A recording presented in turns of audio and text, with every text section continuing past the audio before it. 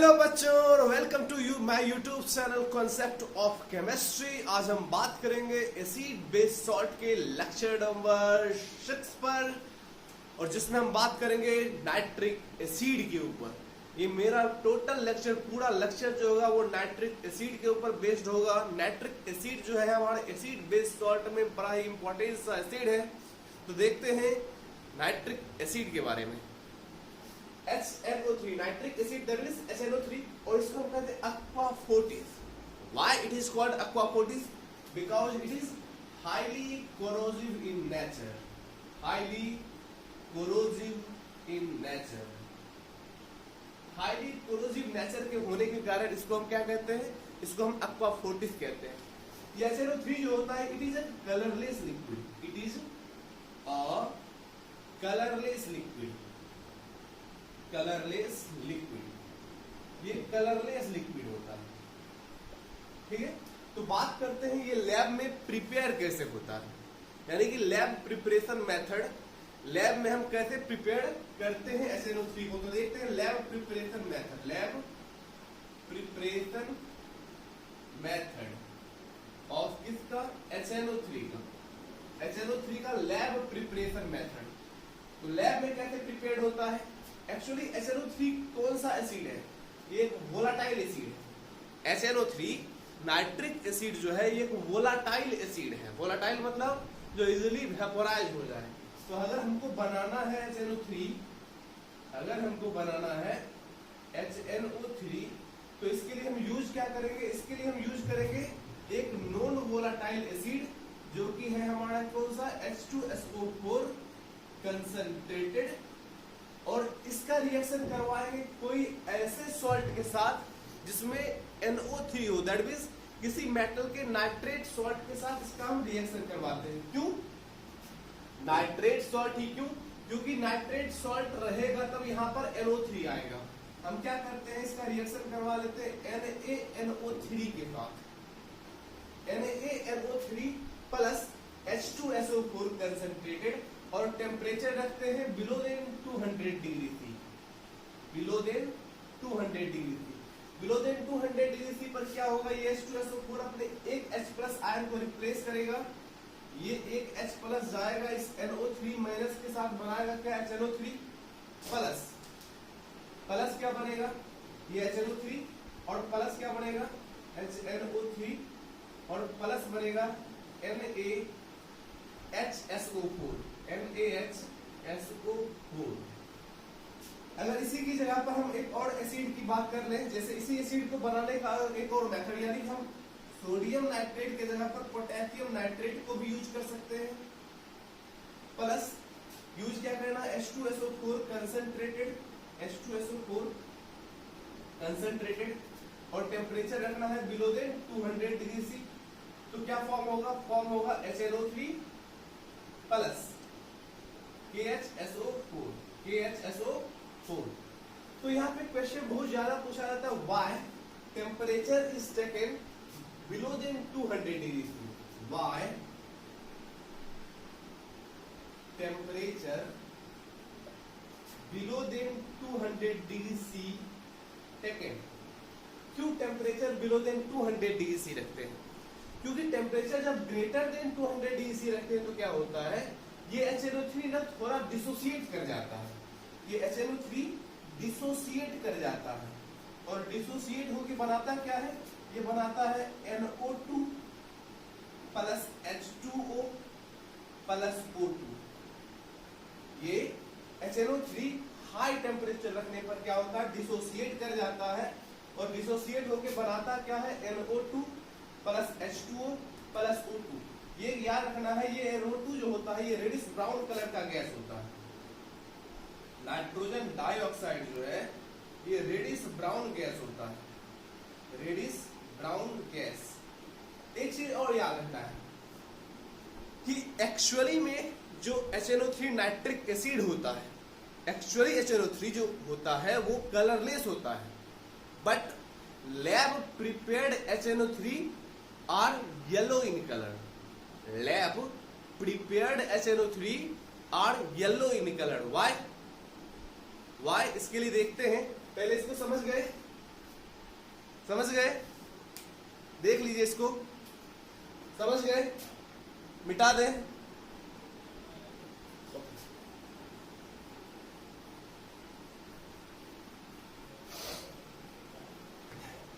देखिए high temperature रखने पर क्या होता है, ये HNO3 डिसोसिएट कर जाता है। जब हम temperature greater than 200 degree C रखते हैं तो ये HNO3 थोड़ा डिसोसिएट कर जाता है। तो ये डिसोसिएट करके बनाता क्या है, NO2 plus H2O plus O2। होता क्या है, ये NO2 actually HNO3 are colourless liquid, but lab prepared HNO3 are yellow in color. Why? Because this NO2 are again dissolved in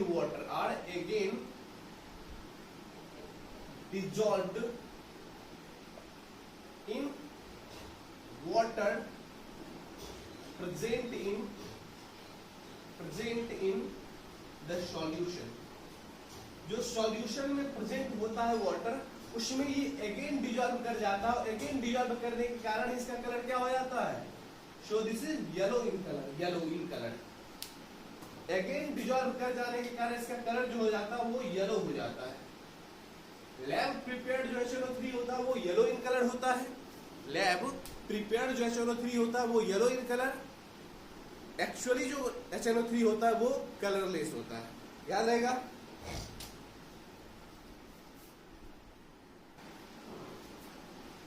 now हम बात करेंगे कि इनके कुछ फिजिकल प्रॉपर्टीज के बारे में।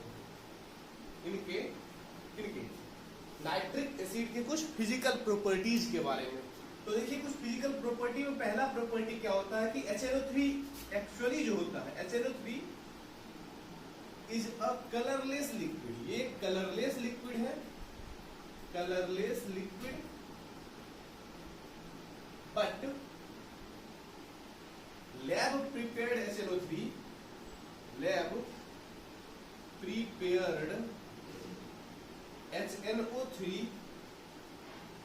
is yellow in color,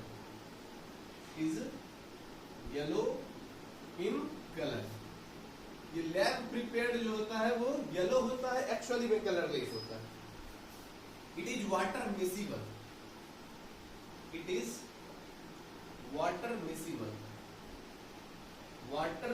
miscible मतलब जो इजीली मिक्स कर जाए, तो ये वाटर में इजीली मिक्स कर जाता है। And it is highly corrosive,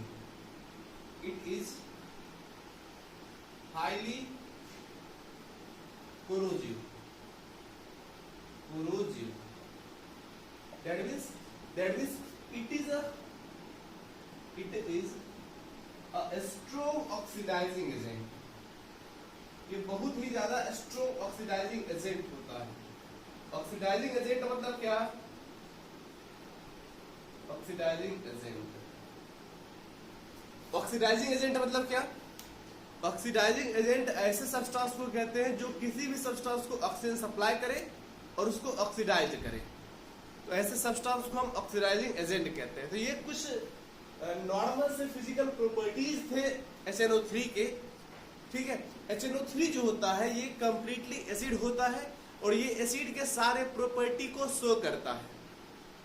that means ये क्या करेगा, ये मेटल के साथ रिएक्शन करेगा।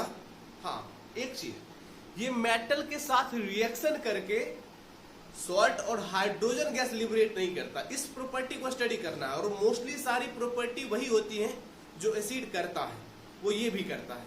बट ये इसकी मिटा दे, इसको पहले मिटा दे।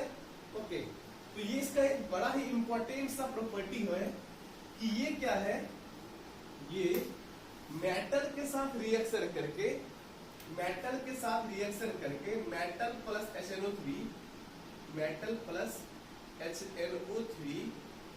तो मेटल के साथ रिएक्शन करके ये सॉल्ट और हाइड्रोजन गैस लिबरेट नहीं करता।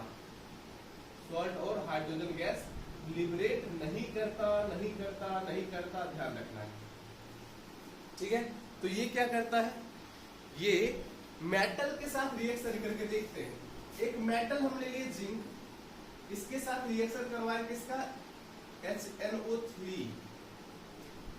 और इसका दो रिएक्शन होता है। अगर HNO3 कंसंट्रेटेड हो तब क्या होगा, तो देखिएगा सबसे पहले बनेगा क्या, इस जिंक का नाइट्रेट सॉल्ट ZnNO3 प्लस, अगर ये कंसंट्रेटेड है, अगर HNO3 कंसंट्रेटेड है तो बनेगा क्या, नाइट्रोजन डाइऑक्साइड NO2 गैस और प्लस H2O।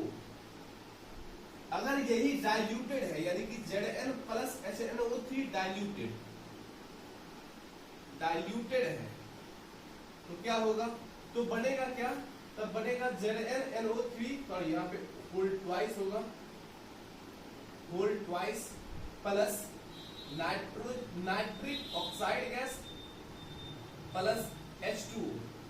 अब देखिए यहाँ पर नाइट्रोजन डाइऑक्साइड क्यों, यहाँ पर नाइट्रिक ऑक्साइड क्यों, बिकॉज रीजन क्या है, रीजन क्या है, कंसंट्रेटेड HNO3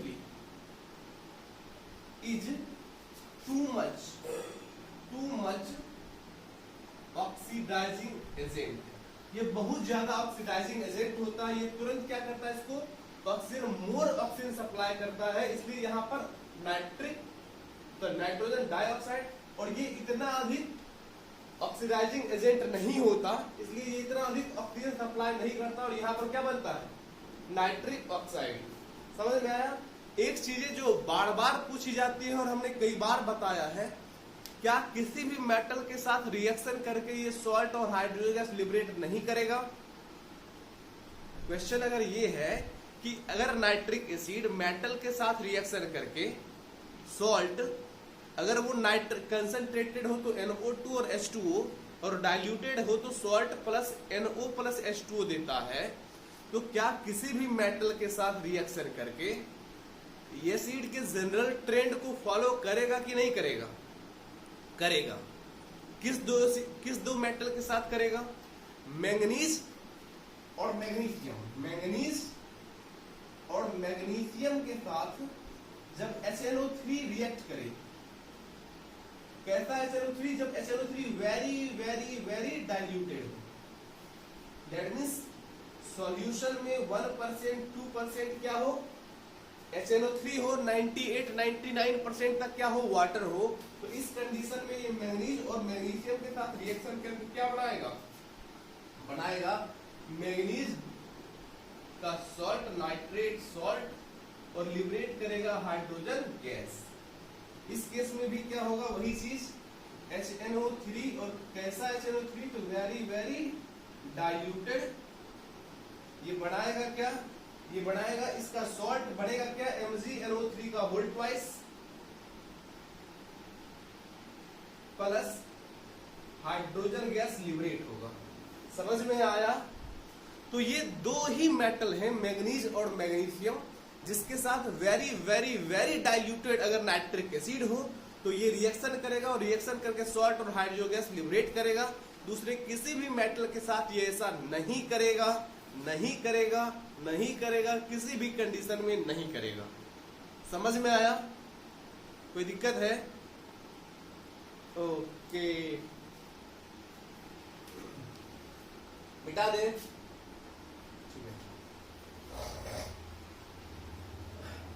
अच्छा, इस प्रॉपर्टी के बाद और भी जो सारी प्रॉपर्टीज हैं, और ये HNO3 जो है और सारे जनरल ट्रेंड को ही फॉलो करते हैं। जैसे हम बोल रहे हैं कि ये एसिड HNO3 मेटल कार्बोनेट या फिर मेटल हाइड्रोजन कार्बोनेट के साथ रिएक्शन करे तो क्या करेगा, तो सॉल्ट देगा, CO2 देगा और H2O देगा। ठीक है, जनरल ट्रेंड को फॉलो करेगा। अगर हम बोल रहे हैं ये HNO3 मेटल सल्फाइड के साथ रिएक्शन करेगा तो क्या करेगा, वही जनरल ट्रेंड, सॉल्ट देगा, SO2 गैस रिलीज करेगा प्लस H2O देगा। मेटल सल्फाइड के साथ रिएक्शन करेगा तो क्या करेगा, वही जनरल ट्रेंड, सॉल्ट और हाइड्रोजन सल्फाइड गैस लिबरेट करेगा। तो ये चीज ध्यान देना है, सिर्फ मेटल के केस में ये एक्सेप्शन प्रॉपर्टी को रखता है और सारे केस में जनरल प्रॉपर्टी को रखता है। ठीक है, कोई दिक्कत है? मिटा दे। अब देखिए पूछता है टेस्ट फॉर HNO3, यानी कि लैब में जो प्रिपेयर्ड हो रहा है लैब से जो प्रिपरेशन हो रहा है गैस का, जिस एसिड का फॉर्मेशन हो रहा है लैब में, हम कैसे पता करेंगे कि वो एसिड जो है HNO3 है।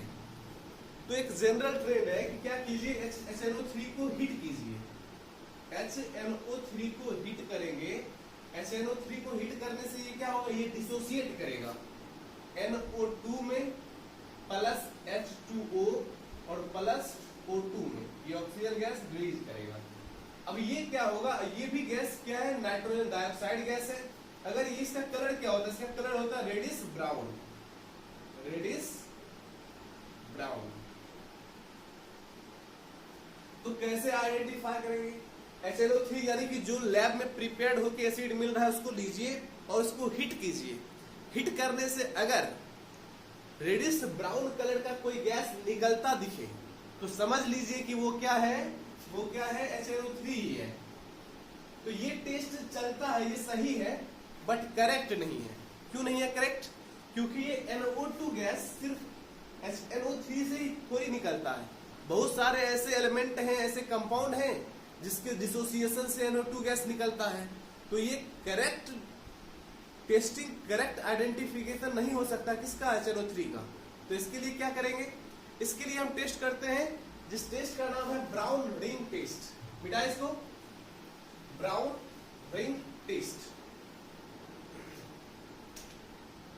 Brown ring test. ठीक है,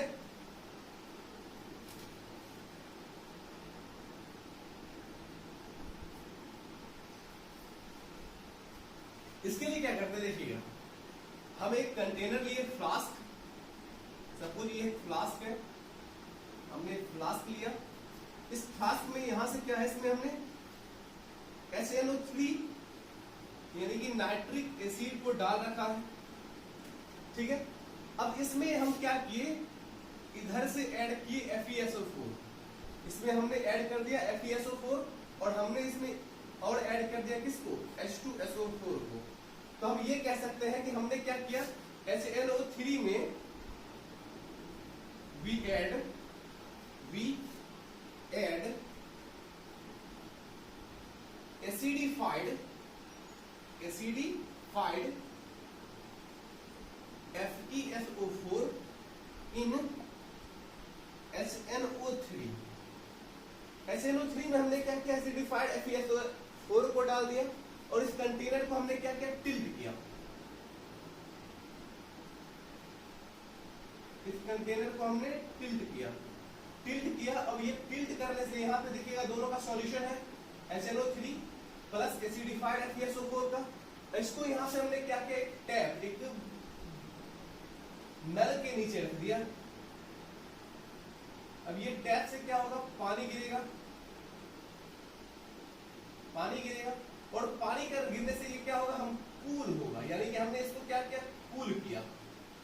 हमने क्या किया, एसिडिफाइड FeSO4 और HNO3 के सॉल्यूशन को एक टैप के नीचे रखा, जिससे कि ये हमारा कंटेनर क्या हो गया, कूल हो गया। कूल होने से क्या हो गया, फिर हमने इसको सीधा किया तो क्या हो गया, कूल होने से यहां से ये जो फ्लास्क है इसमें एक ब्राउन कलर का रिंग के जैसा, ब्राउन कलर के रिंग के जैसा का क्या हो गया, शेप बन गया, शेप। और ये पूरा जो था ब्राउन कलर का था, ये शेप जो था पूरा ब्राउन कलर का था। इसके नीचे ये क्या था, इसके नीचे जो ये था ये HNO3 और ये इसके ऊपर क्या, ये इसके ऊपर FeSO4 और ये जो है ये है ब्राउन रिंग। ये ब्राउन रिंग के थ्रू दोनों क्या हो गए, सेपरेट हो गए। ब्राउन रिंग के थ्रू दोनों HNO3 और FeSO4 क्या हो, दोनों सेपरेट हो गए।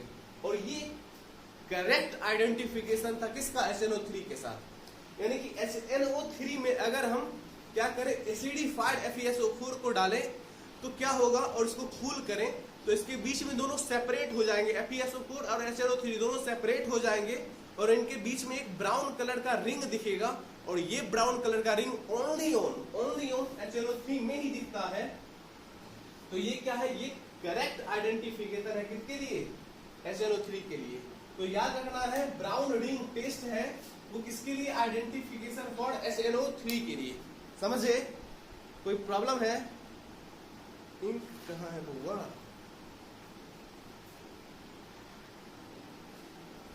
तो हमने देख रखा है कि टेस्ट फॉर SnO3 क्या है।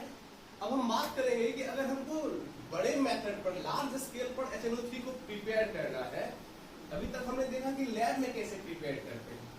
अब हम देखेंगे कि अगर इंडस्ट्री में प्रिपेयर करना है तो कैसे प्रिपेयर करेंगे, इंडस्ट्री में कैसे प्रिपेयर करेंगे। इस मेथड का नाम क्या है, large scale method, large scale method for preparation of nitric acid. और इस प्रोसेस का जो कंप्लीटली नाम है वो कंप्लीटली नाम क्या है, ऑसवाल्ड प्रोसेस, ऑसवाल्ड्स प्रोसेस।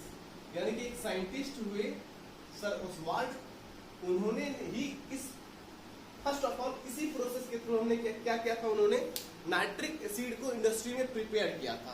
तो स्टेप फर्स्ट क्या था इसमें, स्टेप फर्स्ट क्या था इसमें स्टेप फर्स्ट को हम कहते हैं catalytic oxidation of ammonia. Catalytic oxidation of ammonia, catalytic oxidation of ammonia that means NH3। Catalytic oxidation मतलब क्या, इसको ऑक्सीडेशन, इसका ऑक्सीडेशन हो और in the presence of catalyst हो, दैट मींस हम लेते हैं क्या, NH3 प्लस O2। और कैटलिस्ट की प्रेजेंस, कैटलिस्ट कौन सा होगा, कैटलिस्ट होगा क्या, प्लेटिनम। और टेम्परेचर कितना रखना है, टेम्परेचर रखना है अबाउट 800 डिग्री सी। इससे क्या बनता है, इससे बनता है नाइट्रिक ऑक्साइड प्लस H2O। सोचिए इस चीज को, हम क्या करते हैं, कैटालाइटिक ऑक्सीडेशन ऑफ अमोनिया, यानी कि ऑसवाल्ड प्रोसेस के स्टेप फर्स्ट का क्या नाम है, कैटालाइटिक ऑक्सीडेशन ऑफ अमोनिया। यहाँ पे हम क्या लेते हैं, NH3 यानी कि अमोनिया का रिएक्शन किसके साथ करवाते हैं, एयर के साथ, अमोनिया प्लस एयर। अब यहां से देखिए इसका वॉल्यूम कितना लेना है, इसको लेना है 1 वॉल्यूम, इसको लेना है 10 वॉल्यूम। 10 वॉल्यूम क्यों, क्योंकि एयर में कंप्लीट ऑक्सीजन ही थोड़ी होता है, एयर में तो सारे गैसेस होते हैं, तो ऑक्सीजन का अमाउंट ना कम हो जाए इसलिए हम लेते हैं एयर को 10 वॉल्यूम और NH3 को 1 वॉल्यूम। और यहां से जो एयर लेते हैं वो लेते हैं free from impurities, free from impurities. ये एयर जो होना चाहिए ये पूरी तरह से इम्प्यूरिटीज से फ्री होना चाहिए। क्यों होना चाहिए, क्योंकि यहाँ पर देखिए एक महंगा कैटलिस्ट लगा है, platinum. Platinum is very costly, very costly. अगर ये इम्प्योर होगा तो क्या होगा, बार बार प्लेटिनम यानी कि कैटलिस्ट पॉइजन होगा, कैटलिस्ट पॉइजन। कब, when we use poison, catalyst लगातार पॉइजन होगा कब, when we use impure air. जब हम इम्प्योर एयर को यूज करेंगे तो कैटलिस्ट हमारा बार बार क्या होगा, पॉइजन होगा, दैट मींस खराब हो जाएगा, डिस्टर्ब हो जाएगा, डिस्ट्रॉय हो जाएगा। और इतने महंगे कैटलिस्ट को बार बार रीएस्टेबल करना आसान नहीं है, बहुत महंगा होता है। इसलिए हम क्या करते हैं, एयर को जो लेते हैं वो फ्री फ्रॉम इम्प्यूरिटीज लेते हैं। कोई दिक्कत है? अब यहां से देखिएगा एक चीज, catalytic oxidation that means oxidation होगा अमोनिया का, और वो ऑक्सीडेशन होगा किसके प्रेजेंस में, in the presence of platinum, in the presence of platinum. और ये रिएक्शन जो है वो एक्सोथर्मिक है, तो यहां से हीट का भी फॉर्मेशन होगा, हीट भी क्या होगा, रिलीज होगा। तो यहां से देखिएगा, यहां से हीट रिलीज होगा, तो यहां पर हम टेम्परेचर क्यों दे रहे हैं, अगर टेम्परेचर दे रहे हैं तो किसी भी टेम्परेचर यानी कि इक्वेशन में अगर टेम्परेचर जरूरी है तो वो रिएक्शन क्या कहलाता है, इंडोथर्मिक। बट ये एक्सोथर्मिक कैसे, क्योंकि ये इसमें हम एक बार अगर टेम्परेचर मेंटेन कर लेते हैं ना, एक बार टेम्परेचर दे देते हैं तो फिर टेम्परेचर देने की कोई जरूरत नहीं होती। ये टेम्परेचर अपना खुद मेंटेन करते रहता है, ठीक है, ये अपना टेम्परेचर खुद मेंटेन करते रहता है। तो एक बार टेम्परेचर देने की जरूरत होती है, उसके बाद ये लगातार अपने टेम्परेचर को मेंटेन करते रहता है। तो इसलिए इस रिएक्शन को क्या कहते हैं, इस रिएक्शन को कहते हैं एक्सोथर्मिक रिएक्शन। ये स्टेप फर्स्ट है। स्टेप 2 में हम क्या करते हैं, स्टेप 2 क्या है, स्टेप 2 है ऑक्सीडेशन ऑफ NO, यानी कि ऑक्सीडेशन ऑफ किसका, oxidation of NO। Oxidation of NO में क्या होता है, इस नाइट्रिक ऑक्साइड का हम ऑक्सीडेशन करते हैं। कीजिए NO प्लस O2, और टेम्परेचर कितना रखना है, टेम्परेचर रखना है 50 डिग्री सी। ये बढ़ेगा क्या, यहां से बढ़ेगा NO2, और क्या यहां से बढ़ेगा NO2, और क्या, और कुछ नहीं बनेगा, यहां से क्या बनेगा देखिएगा, नाइट्रिक ऑक्साइड का जब ऑक्सीडेशन करते हैं इन द प्रेजेंस नहीं, एट द 50 डिग्री टेम्परेचर, या टेम्परेचर कितना रखते हैं 50 डिग्री सी। तो इस पर ये बनता क्या है, ये नाइट्रिक ऑक्साइड प्लस O2, ये NO2 बनता है। अगर कहें बैलेंस करने तो यहाँ पर N है, अगर 2 लगा दे तो ये चार्ट हो जाएगा, और यहाँ पर भी 2 लगा दे, ये रिएक्शन बैलेंस है। तो जब नाइट्रिक ऑक्साइड का ऑक्सीडेशन होता है तो उससे क्या बनता है, सेकेंड स्टेप में क्या बनता है, नाइट्रोजन डाइऑक्साइड। अब चलते हैं स्टेप नंबर 3 पर, जिस स्टेप का नाम क्या है, नाम है absorption method. Step number 3, step number 3 का क्या नाम है, स्टेप नंबर 3 का नाम है absorption method. Step 3, absorption of NO2, absorption of NO2, NO2 का एब्जॉर्प्शन करना, यानी कि NO2 प्लस H2O और प्लस O2। और याद रखिएगा यही डिसोसिएशन दिखा है HNO3 का। HNO3 को जब डिसोसिएट होता था तो यही फॉर्मेशन करता था, दैट मींस फॉर्म होकर क्या बनेगा, HNO3।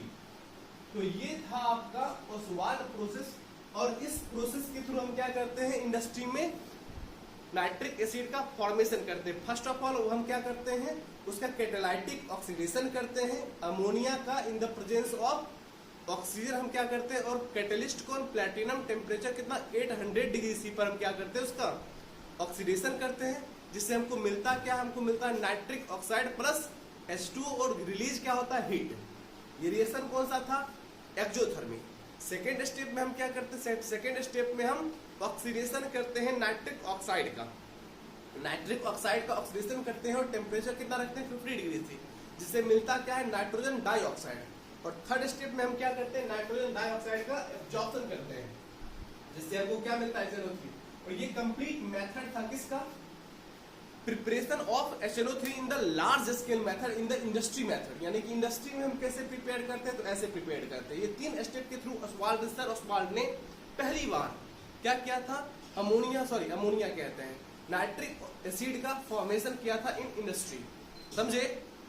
अब एक बहुत इंपॉर्टेंट सी प्रॉपर्टी जो है, प्रॉपर्टी नहीं, यूज के बारे में हम पढ़ते हैं कि बहुत सारे यूजेस हैं, बट सबसे जो इंपॉर्टेंट यूज है वो है इन एक्वारेजिया। एक्वारेजिया में क्या होता है, एक्वारेजिया में इसी HNO3 का यूज होता है। तो देखते हैं इट्स यूजेस इन एक्वारेजिया, इसका बहुत ही ज्यादा इंपॉर्टेंट यूज इन एक्वारेजिया, देख ले।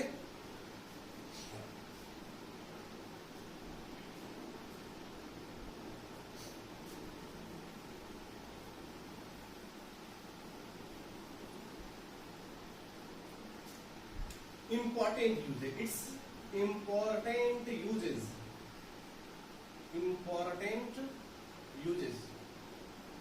इंपॉर्टेंट यूजेस क्या है, इसका यूज है to formation of aqua regia, to formation of aqua regia,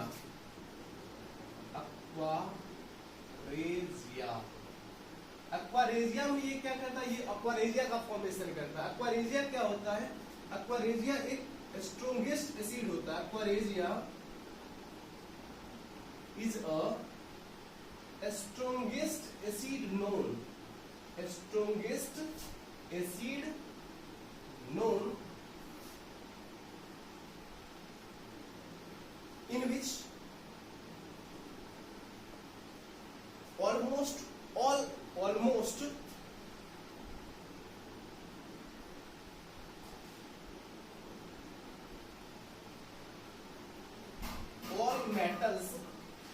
noble metals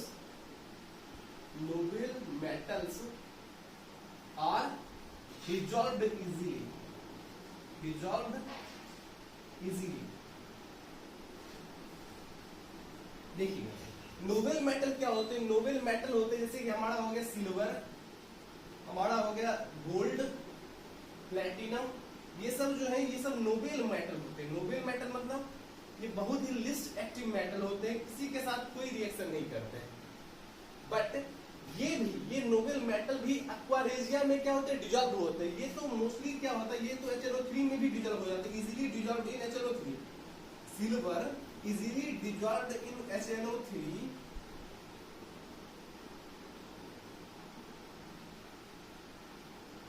silver क्या होता है? सिल्वर तो आसानी से HNO3 में भी डिजॉल्व कर जाता है, बट गोल्ड और प्लेटिनम ये HNO3 में भी डिजॉल्व नहीं करता।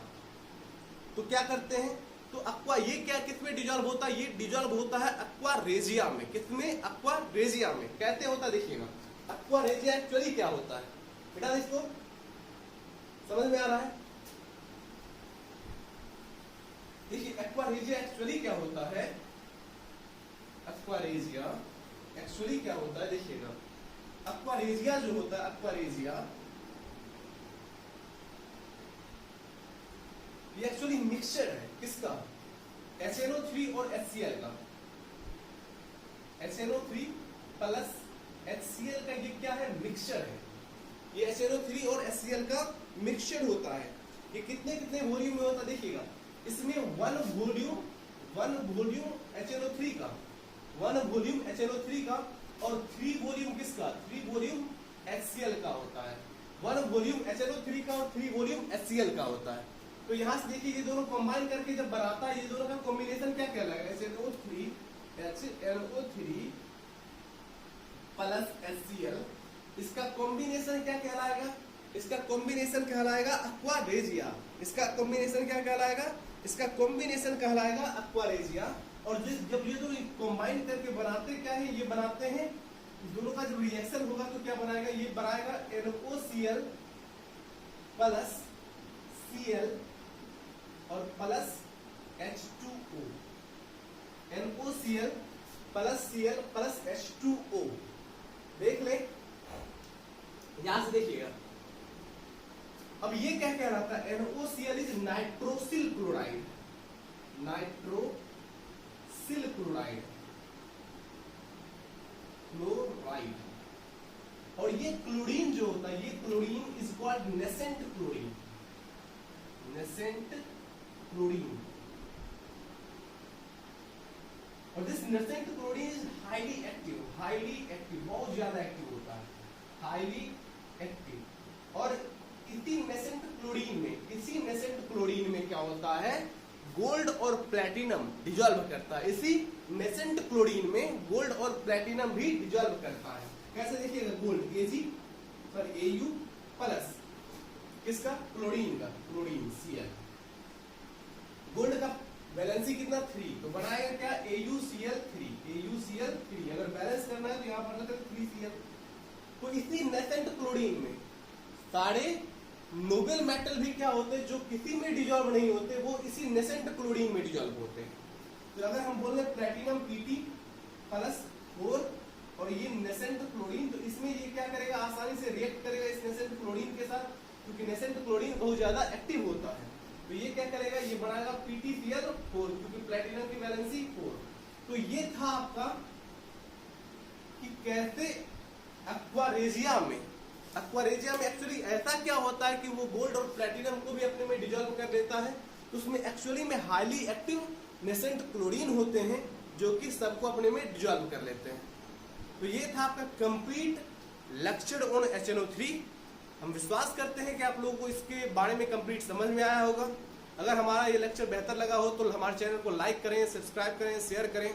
All the very best. पढ़ाई करते रहें, किसी भी तरफ लाल घंटे को दबा दें जिससे कि नेक्स्ट वीडियो का नोटिफिकेशन आपको मिलता रहे। Okay, bye.